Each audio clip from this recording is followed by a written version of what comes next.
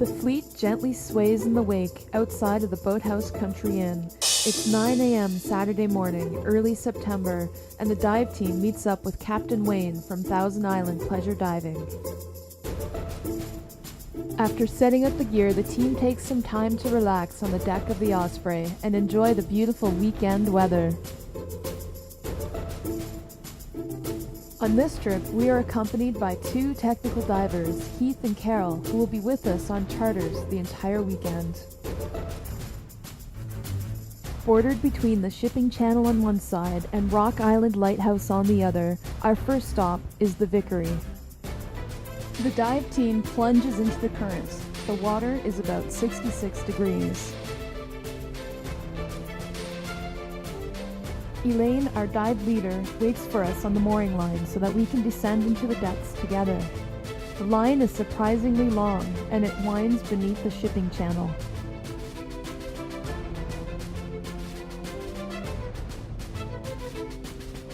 Finally, we reach the underwater cliff and begin our final descent onto the port side of the Vickery.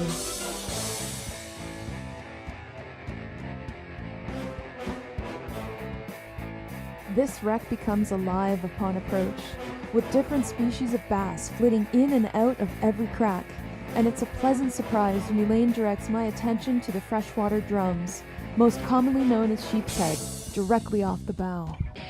There are 270 species of drums worldwide, only one of which lives in Ontario. The Vickery is a beautiful wreck. It is 136 feet long, and when it sunk in 1889, there was no loss of life. She struck a shoal near the Rock Island Lighthouse while she was carrying bushels of corn to Prescott, Ontario. This wooden three-masted schooner is highly photogenic. The current can be strong, and it is important that all divers realize you must exit the wreck along the lines, the same way that you entered, lest you pop up in the shipping channel with a 1,000-foot-long freighter bearing down on you. Today we did penetrate the wreck. As always, safety is paramount when any diver decides to do so. Once inside, it was easy to fin the entire length of the ship. As we near the end of this dive, Jimmy and Elaine make their way to the bow for some photo opportunities near the windlass.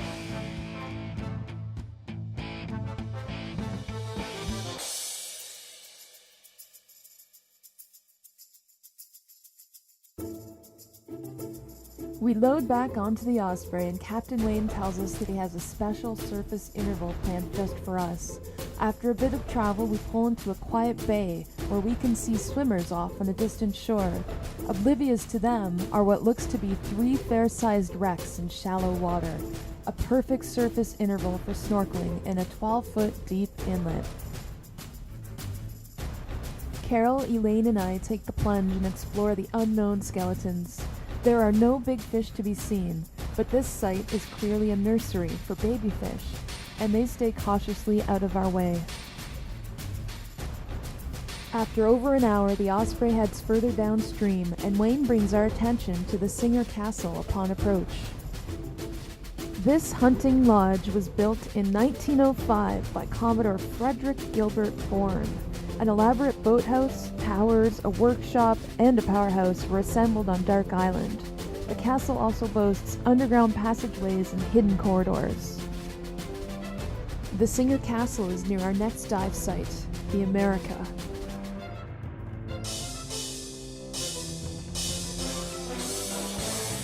On our way down the rope, Jimmy films part of the thick anchor chain.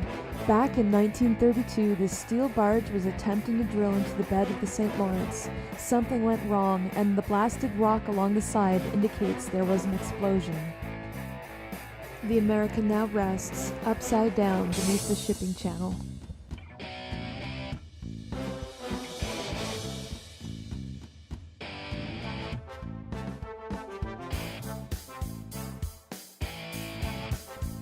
Carol and Heath work their way down and prepare to penetrate the wreck, while Elaine and I move into the current to explore. Tipping my head under the wreckage, I can see hundreds of fish that now call America their home.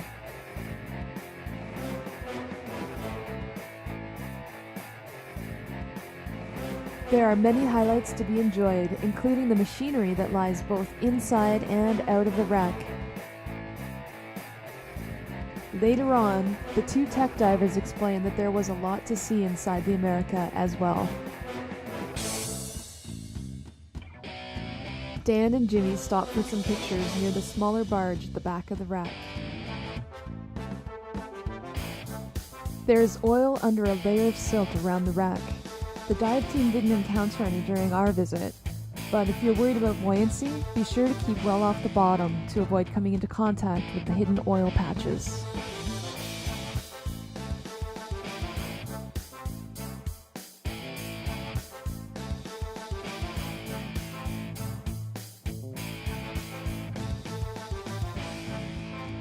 On the way back to the Osprey, we stop along the chain to get a good look at the anchor. Jimmy takes a few final pictures before heading topside.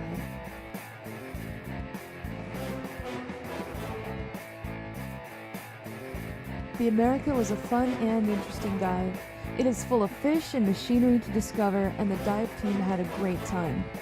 Thank you for joining us this week on the Vickery and the America. We'll see you next time for another great underwater adventure.